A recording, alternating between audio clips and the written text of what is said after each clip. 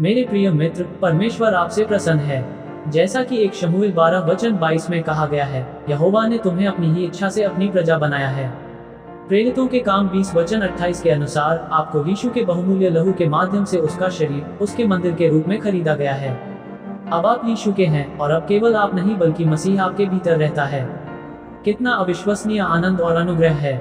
उसके प्रति अपना आभार व्यक्त करें। आपसे प्रसन्न होने के लिए प्रभु का धन्यवाद करें। भजन 40:17 में भजनकार कहता है, मैं कौन हूँ जो प्रभु मेरे विषय में सोचता है। जब आप इस वचन पर विचार करते हैं तो आप देख सकते हैं कि भजनकार परमेश्वर के सामने अपनी विनम्रता को स्वीकार करता है। फिर भी आश्चर्य होता है कि परमेश्वर लगातार उसके बारे में सोचते हैं। जैसा कि इस वचन से पुष्टि होती है, परमेश्वर आपको अपना बनाने में प्रसन्न है। आप उसके बेटे या बेटी बने। मत्ती 3:17 में उस क्षण पर विचार करें जब यीशु ने स्वयं को परमेश्वर के कार्य के प्रति समर्पित कर दिया था। स्वर्ग से एक आवाज आई, यह मेरा प्रिय पुत्र है जिससे मैं बहुत प्रसन्न हूँ। यीशु ने जो कुछ किया उससे परमेश्वर न केवल प्रसन्न हुआ बल्कि बहुत प्रसन्न हुआ।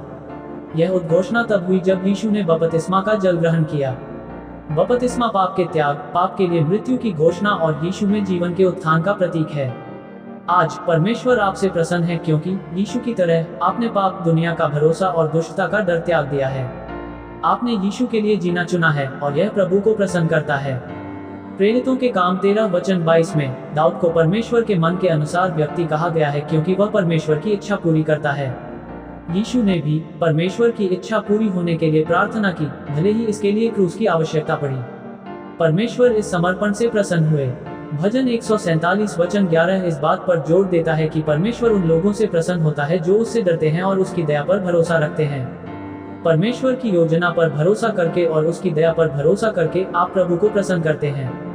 अपने चिंतन को समर्पण की प्रार्थना के साथ समाप्त करें। परमेश्वर के प्रेम में विश्वास व्यक्त करें और उसकी इच्छा को अपने जीवन में पूरा करने की इच्छा व्यक्त करें जो उसकी प्रचुर कृपा से घिरा हो। प्रार्थना। प्यारे पिता, मैं आपके प्रति समर्पण करता हूँ। मुझे आपके प्यार पर भरोसा है। आपकी इच्छा मेरे जीवन में पूरी हो और यीशु के नाम पर आपकी कृपा मेरे जीवन में प्रचुर हो। आमीन।